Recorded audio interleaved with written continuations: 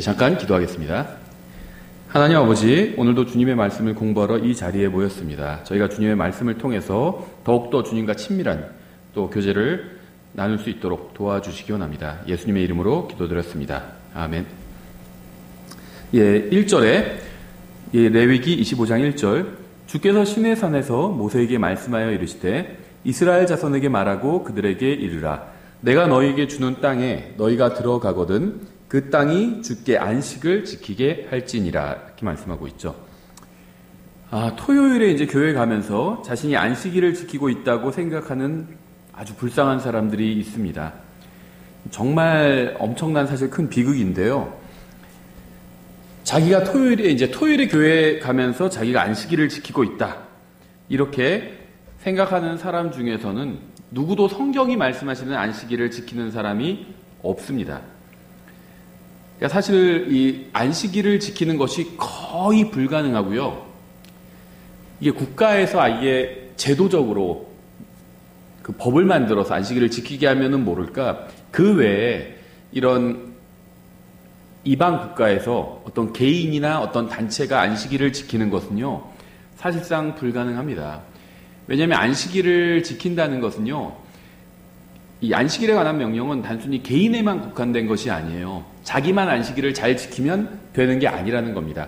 다른 사람이 안식일을 어기면요, 그 사람을 끌어내서 돌로 쳐야 됩니다. 그러니까 커뮤니티가, 사회가 같이 안식일을 지켜야 되는데, 이 안식일이 국가의 법에 포함되어 있지 않은 경우에 안식일을 지키는 것은 불가능하다는 거죠. 누가 토요일에 일했다고 그래서 그 사람을 우리 마을에서 끌어내서 돌로 치면 어떻게 될까요? 그럼 마을 사람들 다 같이 처벌을 받을 수밖에 없어요. 그러니까 이 안식일에 관한 법, 율법은 이스라엘 백성에게 주신 것이지 교회나 어떤 이방 국가에게 주신 것이 아니라는 겁니다. 그렇죠? 그래서 안식일을 지킬 수가 없어요. 이거는 원천적으로 안식일을 지킬 수가 없습니다. 이방인들이. 국가의 법이 안식일을 지키는 것으로 이렇게 개정되지 않는 한은 개인이 안식일을 지키는 것은 불가능하다는 거죠. 게다가 우리가 이제 오늘 그 25장 이 앞부분을 보면요, 안식일을 지키는 것은 거의 불가능하고 실행적으로도 안식일을 지키는 사람은 거의 없다는 것을 알 수 있습니다. 실제로 자기 안식일을 지키고 있다고 생각하는 사람 중 누구도 안식일을 지키는 사람이 없고요. 그 사람들에게 성경을 가르치는 사람들 중 누구도 안식일이 무엇인지조차도 알고 있지 못하다는 겁니다. 안식일에 대해서 아주 무지해요. 그래서 자기가 안식일을 지키고 있다고 이렇게 착각하는 거죠. 이 안식일을 지키는 그룹들이 꽤 있어요. 그러니까 안식일을 지켜야 한다고 주장하는 그룹들이 꽤 있습니다. 꽤 있어요. 안식교도 있고요. 그 외에 어떤 하나님의 교회나 이런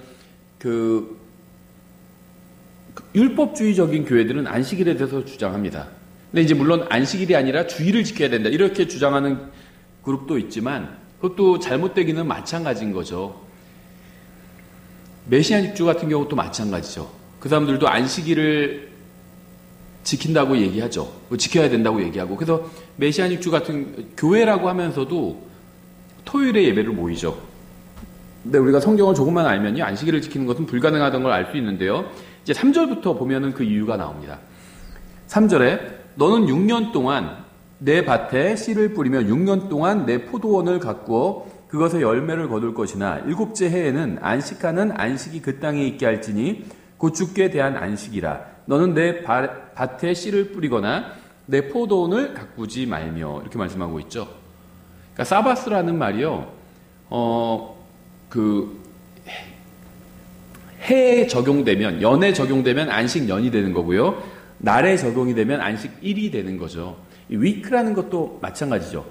위크라는 게 우리는 그냥 보통 일에 적용을 해서 일주 이렇게 얘기하지만요, 이게 연에 적용이 되면 7년을 말하는 거죠. 이 사바스라는 것도 마찬가지입니다. 연에 적용이 되면 7년을 말하는 거예요.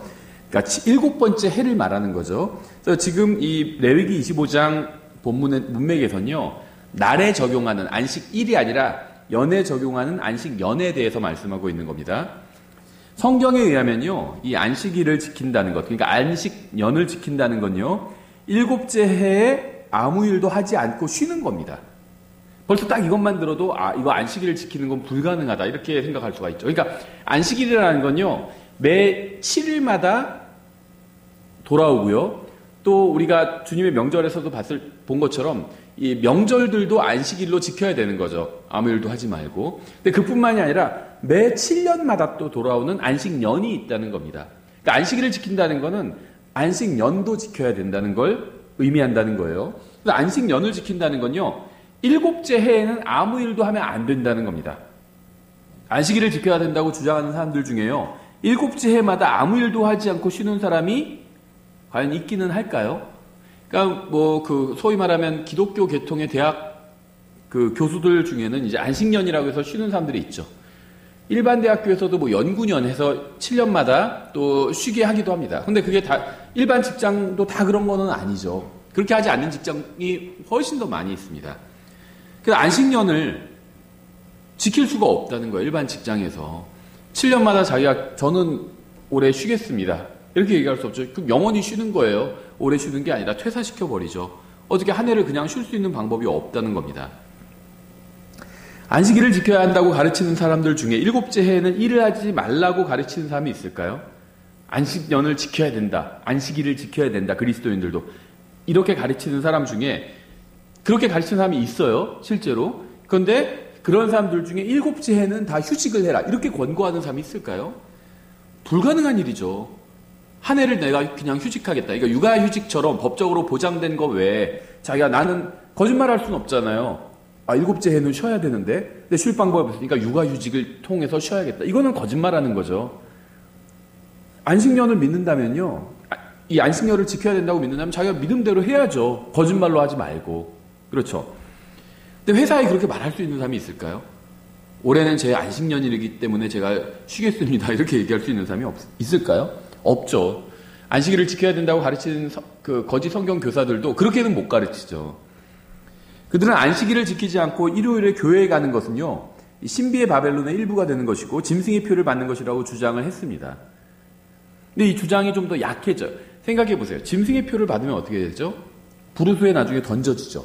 그러니까 짐승의 표를 받는다, 이 말은 일반적으로 무슨 의미를 포함하고 있냐면요, 구원받지 못했다, 혹은 구원을 잃어버린다, 이런 말을 표현하고 담고 있는 표현이라고 보시면 돼요. 근데 안식교가 처음 나왔을 땐요, 안식일을 지키지 않으면 일요일에 교회에 가는 것, 토요일에 예배를 드리지 않고 일요일에 교회에 가는 건 안식일을 지키지 않는 건데, 이런 것은 짐승의 표를 받는 것과 마찬가지다, 이렇게 주장했습니다. 구원받지 못했다는 얘기예요. 누가 예수님을 믿어도 일요일에 교회를 가는 사람은 구원받지 못한 것이다, 이렇게 주장하는 겁니다. 얼마나 황당한 주장인지 아시겠죠? 근데 그러한 주장이 이제 무리가 있다는 걸 본인들도 알고요. 이 안식교는 1800년대에 나왔죠. 지금은 굉장히 주장이 약해졌어요. 지금은 그냥 안식일을 지키지 않으면 주님께서 기뻐하지 않으신다, 이 정도로만 바뀌었습니다. 교리가 좀 약화된 거예요. 근데 그것도 거짓 주장이죠. 성경에 그런 말이 어디 있어요? 그리스도인이 안식일을 지키면 주님께서 기뻐하시지 않으신다, 이런 주장은 없죠. 어쨌든 간에요, 이 사람들의 원래 기본적인 교리는요, 토요일 안식일을 지키지 않는 사람은 신비의 바벨론의 일부가 된 것이다, 이런 주장을 했습니다. 근데 그런 주장을 하는 사람들조차도 성경이 말씀하시는 대로 안식일을 한 번도 지켜본 적이 없죠. 7년마다 쉬지 않았잖아요, 자기들. 그러니까 오직 위선적인 성경 교사들만이 그리스도인이 안식일을 지켜야 한다고 주장할 뿐입니다. 할 수도 없는 걸 지금 주장하고 있는 거죠. 7년마다 쉬는 사람이 어디 있어요? 안식교인 중에도 그런 사람은 없습니다. 저는 안식일을 지키는 사람이 모두 다 구원받지 않았다거나 사악한 사람들이라는 주장을 하는 것은 아닙니다.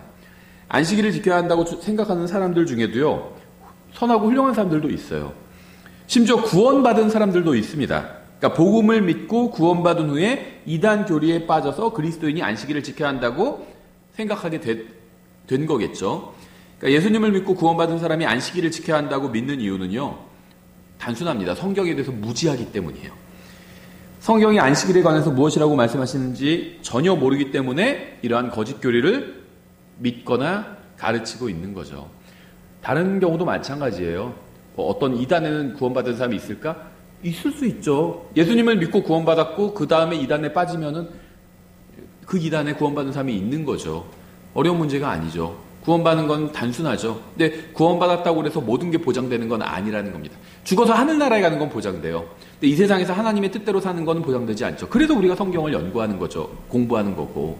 신천지에도 구원받은 사람이 있어요. 예수님을 믿고 구원받고 그 다음에는 신천지에 빠진 거죠. 그럼 신천지에도 구원받은 사람이 있는 거죠. 불교에도 구원받은 사람이 있을 수 있어요.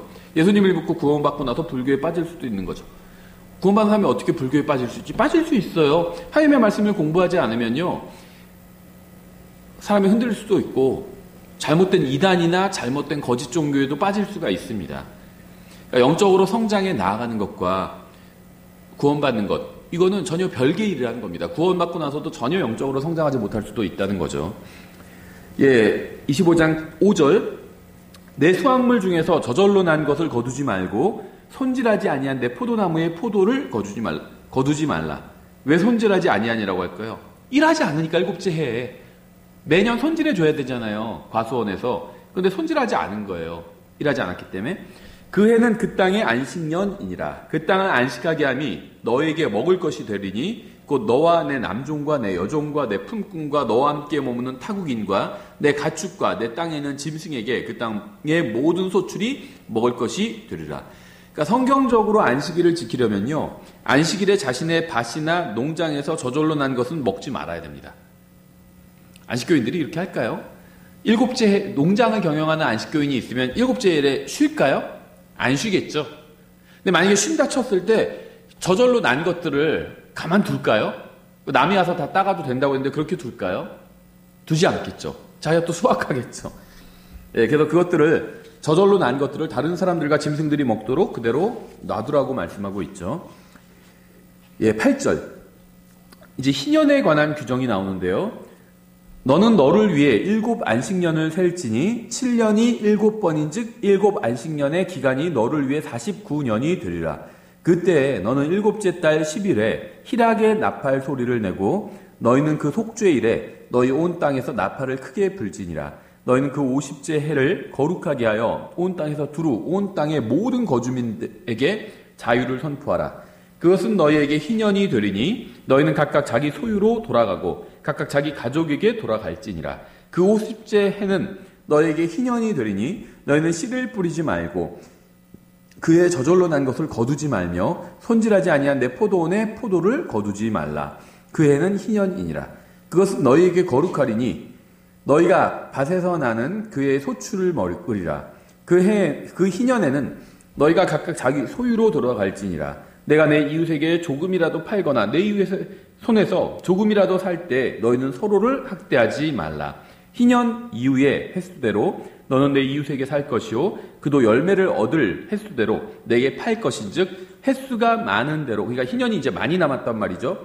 횟수가 많은 대로 너는 그것의 값을 많게 하고 횟수가 적은 대로 그것의 값을 적게 할지니 그가 열매를 얻을 횟수대로 내게 파느니라. 그런즉 너희는 서로를 학대하지 말고 오직 너는 내 하나님을 두려워하라. 나는 주 너희 하나님이니라. 50년째마다 모든 이스라엘 사람은 자기의 원래 소유로 돌아가야 합니다. 그래서 희년에는 모든 토지가 원소유자에게 돌아가게 되어서요, 이스라엘 12지파에게 속한 땅이 계속해서 그대로 유지될 수 있는 거죠. 모든 사람이 다 그 수완이 다 똑같은 건 아니죠. 똑같이 나눠줘도요, 똑같은 돈을 사람들에게 나눠줘도 1년 후에는 가진 돈이 다 달라집니다. 정부에서 모든 사람에게 1억씩 나눠줘도요, 1년 후에 어떤 사람은 2억 되고요, 어떤 사람은 10억 갖고 있고요, 어떤 사람은 1,000만 원이고요, 어떤 사람은 마이너스 1억인 사람도 있어요. 모든 사람이 다 돈 관리를 똑같이 하는 것도 아니고 다 지능이 똑같은 것도 아니죠. 모든 사람이 똑같이 근면한 것도 아닙니다. 다 달라요. 그렇죠. 그래서 주님께서 이러한 법을 두신 이유는요, 다시 새로운 기회를 주시기 위함이죠. 50년째 되는 해에는 땅이 원래의 소유자에게 돌아가게 됩니다. 그렇죠? 이런 걸 가르치면 뭐라고 그럴까요? 공산주의자냐 막 이런 주장하겠죠. 왜냐하면요, 땅이 뒤에도 나오지만 하나님 거라고 말씀하고 있거든요. 개인의 것이 아니라고. 그러니까 이제 성경은요, 사유재산을 인정합니다. 땅을 팔기 전에도 네 것이었으면 사병전 그런 표현 나와요. 기본적으로 사유재산 인정합니다. 땅에 관해서는요, 이스라엘 백성에게 한해서, 교회에 관한 말씀은 아니에요. 이거는 사유재산을 인정하고 있지 않죠. 땅이 하나님 거라고 얘기하고 있거든요. 뒤에 그 표현이 나와요. 그러니까는 성경에는 자본주의도 있죠. 땅이 원래 네 거다. 팔기 전에도 네 거였고 팔고 나서도 네 거였다. 이건 자본주의적 표현이에요. 그렇죠? 그리고 이자에 대한 말씀도 있어요. 은행에 넣었으면 내가 이자를 받지 않았겠느냐 하면서 악한 종에게 주님께서 그렇게 따지시는 장면이 있잖아요. 그러니까 이자를 받는 거는 합당하다는 거죠. 근데 오늘 본문에도 나오지만요. 이스라엘 내에서는 이자 받지 말라고 그랬습니다. 형제들에게. 그렇죠. 그러니까는 사회주의적인 면들이 나와요. 성경에.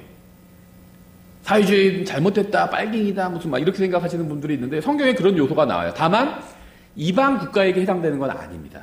이스라엘 백성에게만 해당되는 거예요. 이걸 이제 어설프게 따라했다가는 이상해지는 거죠. 성경에 나온 걸 정확히 하지 않고 어설프게 했다가는 이상해지는 겁니다. 그렇죠. 중국 같은 경우가 그렇죠. 중국은요, 모든 땅이, 부동산이 다 국가 소유예요. 그래서 국가에서 다 70년간 임대하고 있는 겁니다. 근데 최근에 70년 지났을 거예요. 중국 공산당 선지 70년 지났을 거예요, 아마.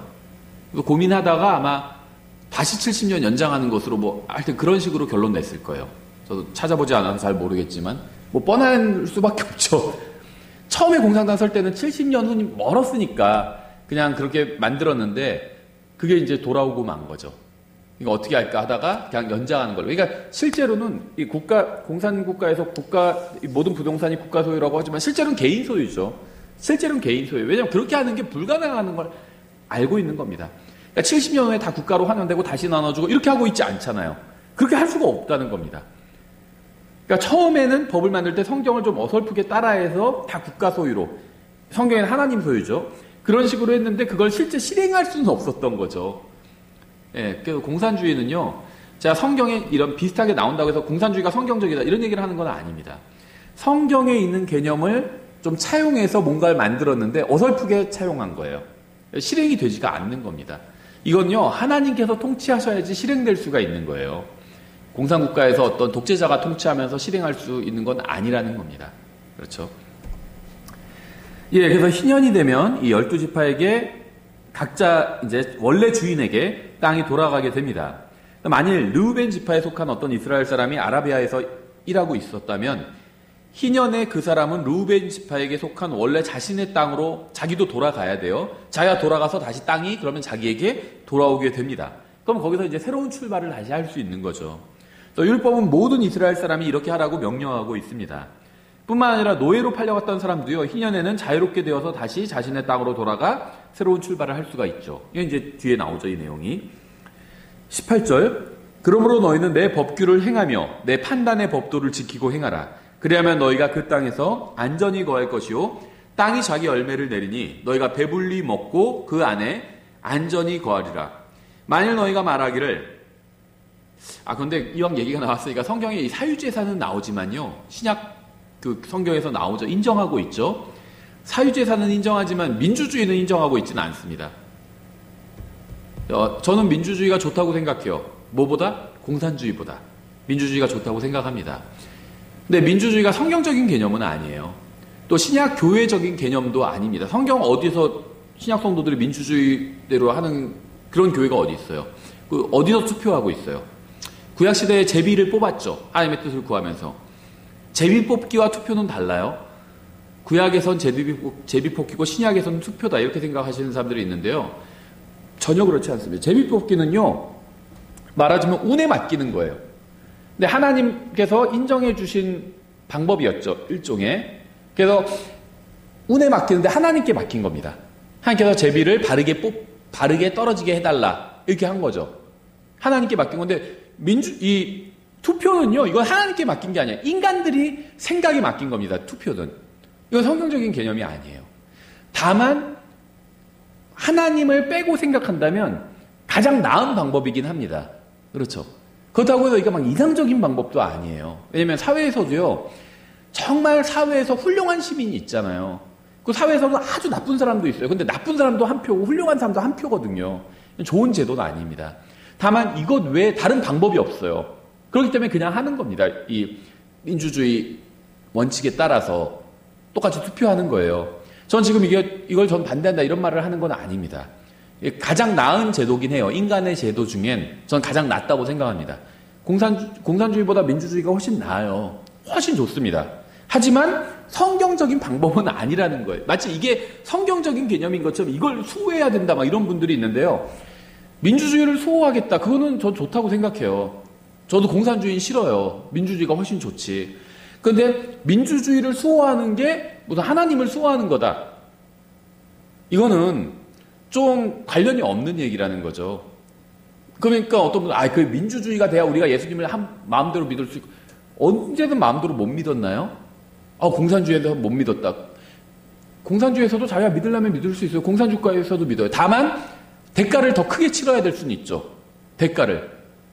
항상 지금 거의 우리 인류의 역사 100년 때군요. 나머지는 다 내가 예수님을 믿으면 다 신앙의 대가를 치렀어요.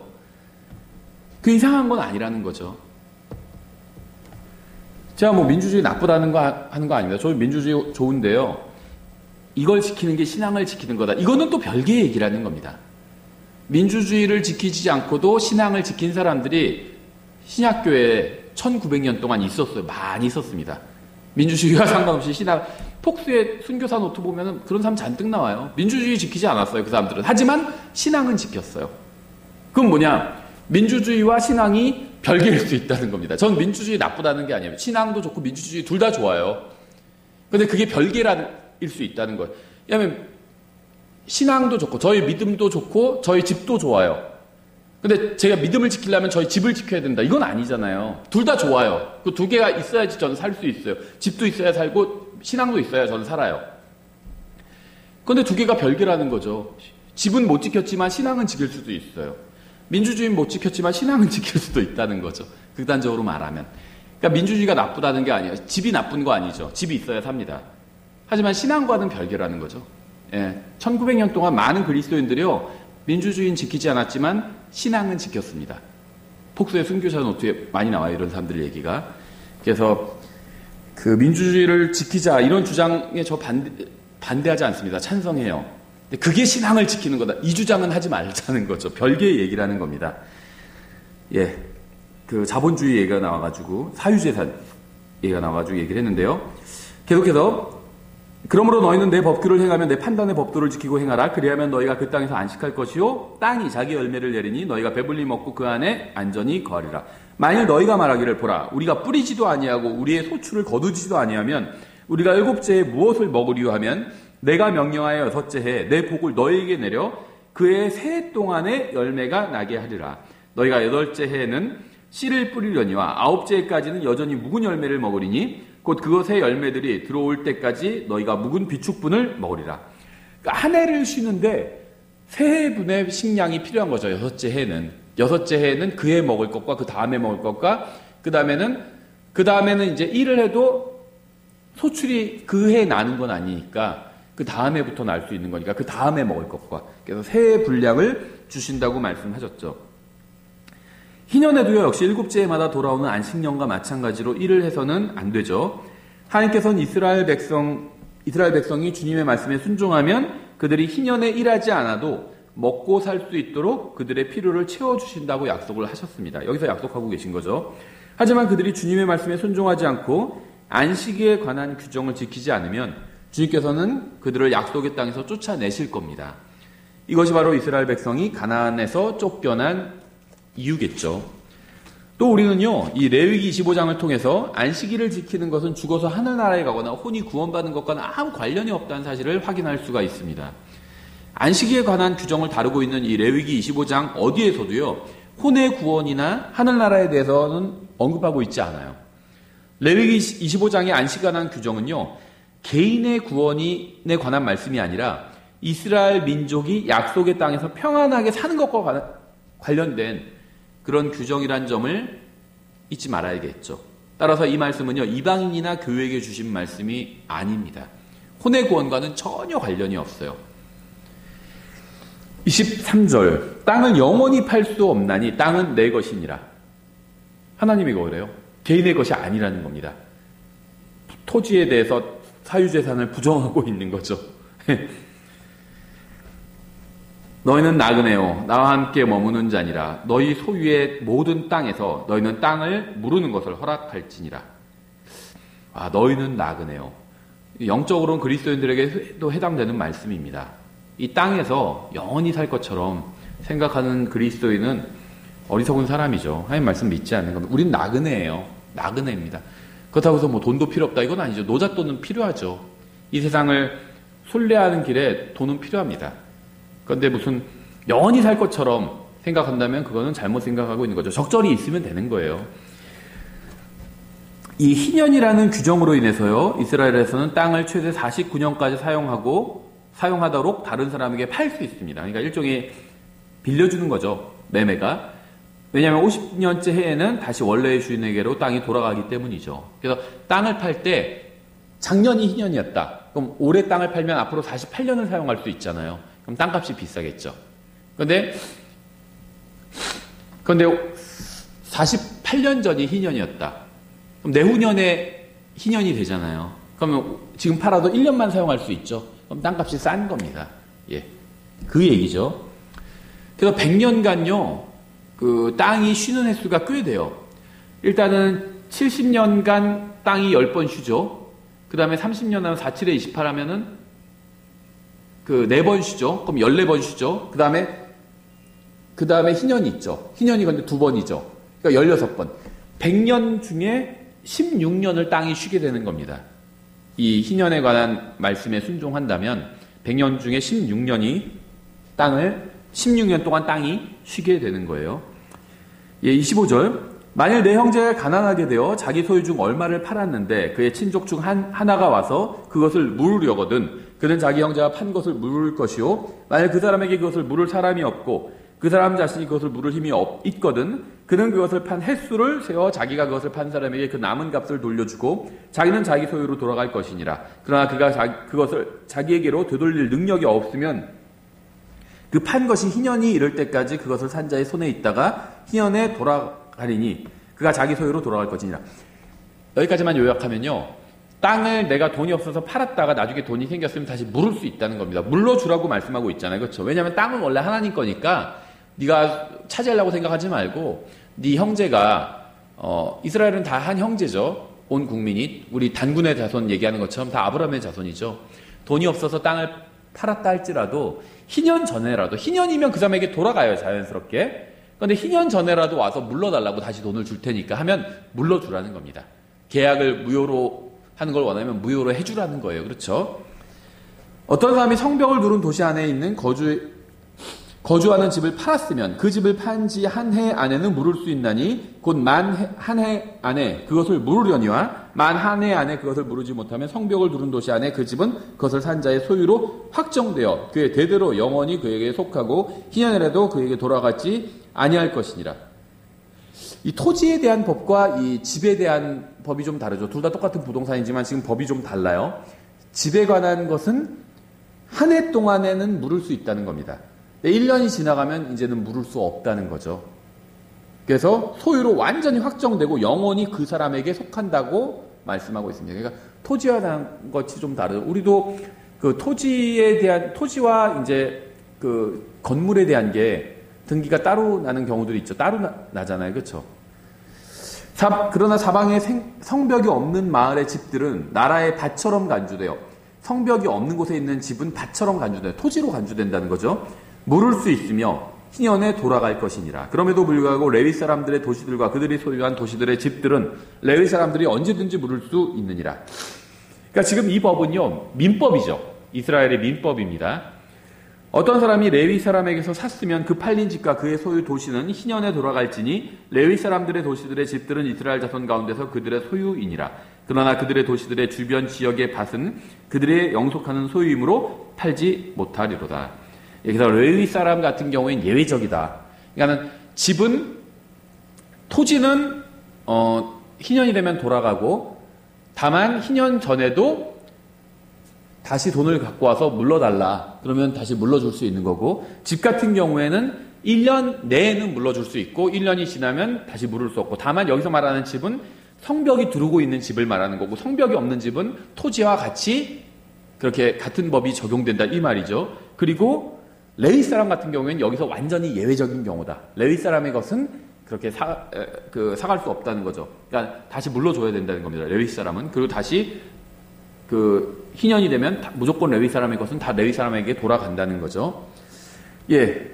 35절 내 형제가 가난하게 되고 너와 함께하며 쇠약하게 되었거든 너는 그를 구제하되 참으로 그가 나그네이거나 머무는 자일지라도 구제하여 너와 함께 살도록 하고 너는 그에게서 이자나 이득을 취하지 말며. 그러니까 이자나 이득을 취하지 말라는 말씀이 있고 또 이자나 이득을 취할 수 있었으리라 막 이런 말씀도 있죠. 그러니까 이 말씀은요 이스라엘에게 주시는 말씀이었습니다. 그렇죠. 다른 말씀이라는 거죠. 오직 내 하나님을 두려워하여 내 형제가 너와 함께 살도록 하라. 너는 이자를 받으려고 그에게 돈을 주지 말고 이득을 얻으려고 내 양식을 빌려주지 말라.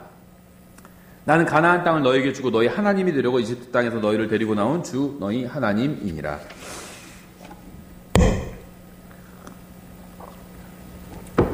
가난하다는 이유로요 어떤 사람을 쫓아내거나 멸시하거나 괴롭히거나 억압하는 것은 하나님의 뜻이 아닙니다. 이건 신구약 공통이죠.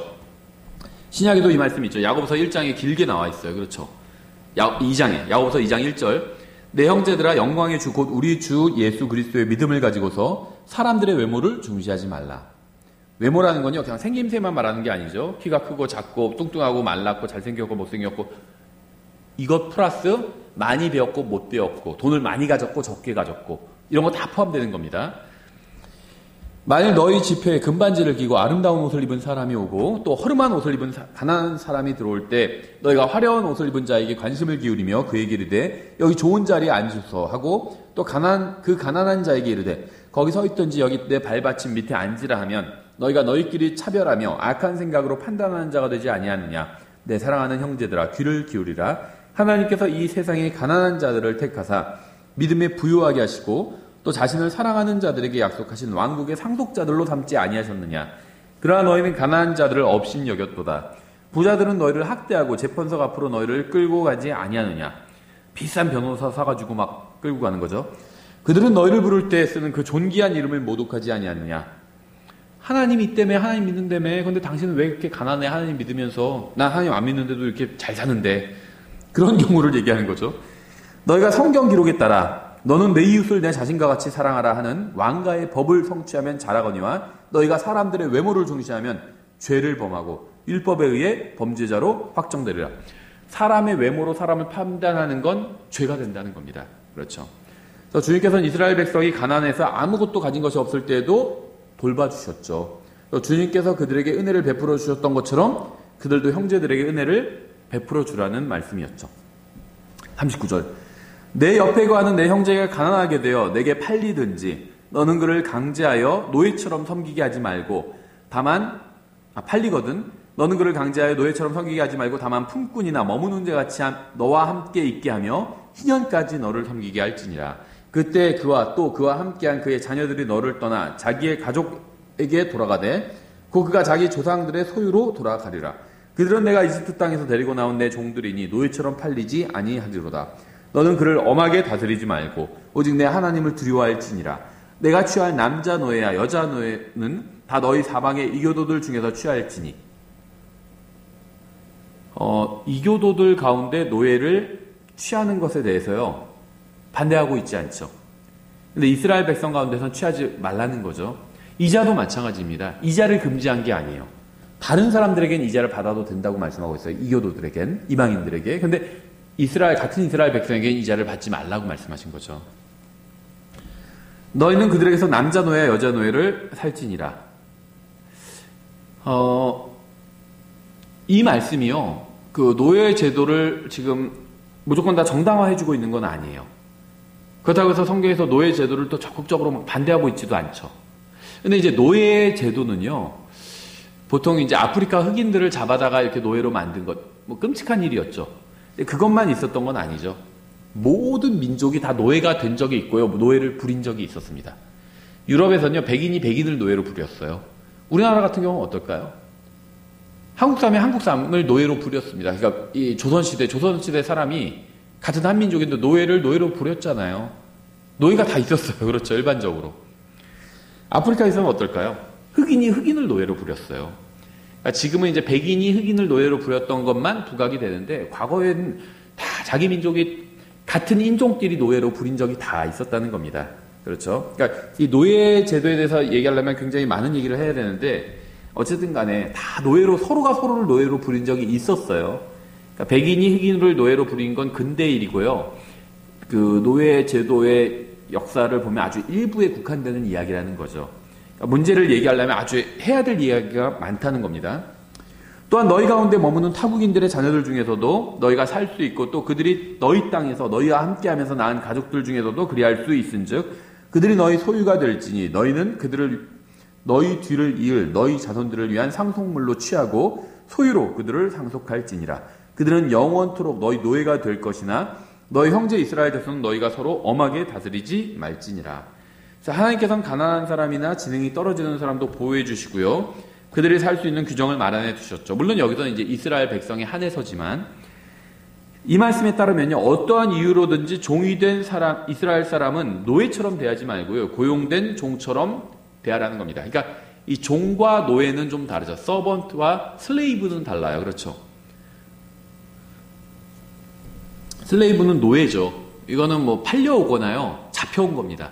근데 종은 자기가 가난해가지고 자발적으로 먹고 살 방법 중에 하나로 자발적으로 노예가, 그러니까 종이 된 거예요. 일꾼이 된 거죠. 좀 개념이 약간 다르다는 겁니다. 그래서 한마디로요, 같은 이스라엘 민족끼리는 종으로 부리긴 해도 노예로 삼지는 말라는 겁니다. 이건 완전히 개념이 달라요. 47절. 내 옆에 머무는 자나 타국인은 부유하게 되고 그 옆에 거하는 내 형제는 가난하게 되어 내 옆에 머무는 자나 타국인에게나 혹은 타국인 가족의 가문에게 팔리면 팔린 뒤에 그를 다시 속량할 수 있나니 그의 형제들 중에 하나가 그를 속량할 것이니라.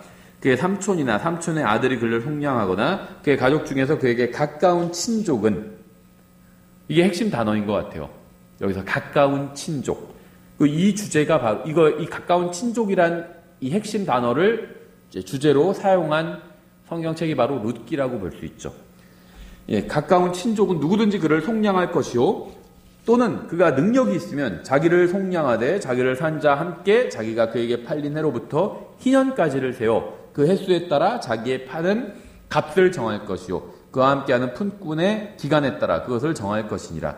만일 남은 횟수가 많으면 그는 그 횟수대로 자기가 팔린 값에서 자기를 속량하는 값을 그 사람에게 도로 주고 만일 희년까지 남은 횟수가 적으면 그는 그 사람과 함께 세워 자기의 횟수대로 자기를 속량하는 값을 그 사람에게 도로 줄 것이며 그 사람은 그를 해마다 고용하는 품꾼같이 여길 것이요 내 눈앞에서 그를 엄하게 다스리지 못할지니라.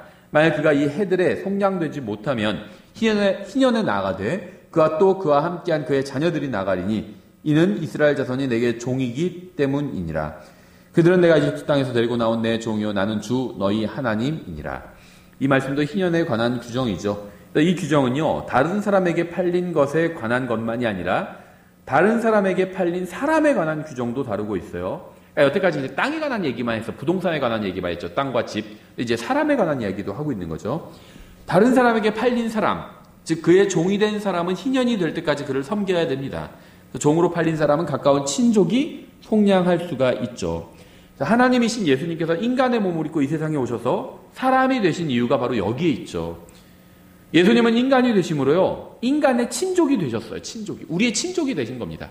그래서 인간이 되신 거예요. 그러니까 사람이 되신 데 여러 가지 이유가 있는데 사람의 친족이 되기 위해서 사람이 되신 겁니다. 그래서 죄에게 종으로 팔렸던 우리를 우리의 친족으로서 속량해 주신 거죠. 그래서 주님께서는 기꺼이 인간이 되셔서 십자가 위에서 자신의 귀중한 피를 흘리심으로 우리의 값을 친족 구원자로서 속량해 주신 겁니다. 치러 주신 거예요. 주님께서 우리의 혼을 위한 값만 치러 주신 것이 아니라 저주받은 창조세계 전체를 위한 값을 치러 주셨습니다. 그래서 창조자 하나님이 창조물의 모양으로 오셨잖아요. 인간은 창조물이죠. 그래서 인간의 모습으로 오신 게 여러 가지를 의미하고 있는데요. 인간의 친족이 되기 위해서 오신 거고요. 또 인간의 모양으로 오셨다는 건요, 창조물의 모양으로 오셨다는 겁니다. 그래서 인간만 속량해 주신 것이 아니라 창조물 전체도 속량해 주셨다는 겁니다. 이것이 바로 이 세상 전체도 새롭게 될 수 있는 근거가 되는 거죠. 로마서 8장 19절에 잘 나와 있죠. 창조물이 간절히 기대하며 기다리는 바는 하나님의 아들들이 나타나는 것이니라. 창조물이 헛된 것에 복종하게 된 것은 자진해서 된 것이 아니오. 그렇죠. 아담이 죄를 지어서 헛된 것에 복종하게 되었잖아요. 창조물 전체가. 소망 중에 바로 그것을 복종하게 하신 분으로 인한 것이니 이는 창조물 자신도 썩음의 속박에서 해방되어 하나님의 자녀들의 영광스러운 자유에 이를 것이기 때문이라. 또 온 창조 세계가 지금까지 함께 신음하며 고통 중에 산고를 치른 줄을 우리가 아나니 그들뿐 아니라 우리 자식 곧 성령의 첫 열매를 소유한 우리까지도 속으로 신음하며 양자 삼으심 즉 우리 몸의 구속을 기다림은 우리가 소망으로 구원을 받았기 때문이라. 그러나 보이는 소망은 소망이 아니니 어찌하여 사람이 보는 것을 여전히 바라리요. 그러나 우리가 보지 못한 것을 우리가 바라면 인내로 그것을 기다리느니라. 레위기 25장에 나온 친족 구원자에 관한 규정은요, 우리의 친족 구원자이신 예수 그리스도에 관한 증언이라고 볼 수가 있겠죠. 우리의 기준은요, 항상 하나님께서 나에게 해주신 대로 다른 사람에게 해주는 겁니다. 어떤 사람이 있는데 내가 그 사람한테 무엇인가 해야 돼요. 좋은 것이든 나쁜 것이든. 그럴 때 내가 어떻게 해야 될까? 라는 고민이 있다면요, 하나님께서 나에게 해주신 것, 그것이 기준이 된다면 아주 선하게 한 것입니다. 하나님처럼 한 거죠. 경건하게 한 거예요.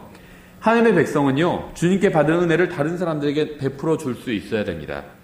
우리가 낙심할 때 주님께서 우리에게 힘을 주셨고 세워주신 것처럼 우리도 다른 사람이 낙심했을 때 힘을 주고 세워줘야 되겠죠.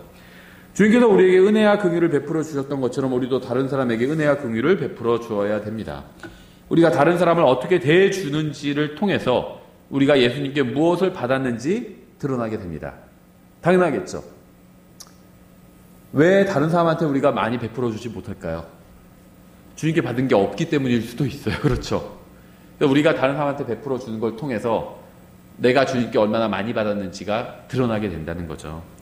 하나님께서 우리를 대해 주셨던 것처럼 우리가 다른 사람을 대해 준다면 주님께서는 우리를 하나님의 은혜에 살아있는 예화로 사용하실 겁니다. 사람들이 우리를 보고 와, 저 사람 정말 하나님께 은혜를 받은 사람이구나, 이걸 알 수 있게 된다는 거죠. 그래서 하나님께 은혜 받았다 이 말이요, 너무 좋은 말인데 굉장히 많이 오용되고 있어요. 은혜를 받았다면은 자기도 다른 사람한테 은혜를 베풀어야 됩니다. 베풀지 못한다면은 결국 은혜를 받은 게 별로 없는 거예요. 그렇죠. 예, 그래서 받은 만큼, 하나님께 받은 만큼 우리가 그 10,000분의 1이라도 다른 사람들에게 베풀 수 있다면 정말 많은 사람들이 우리를 보고 하나님의 은혜를 간접적으로 볼 수 있게 되는 거겠죠. 예, 다음 시간 계속해서 저희가 26장 공부하겠습니다. 저희 10분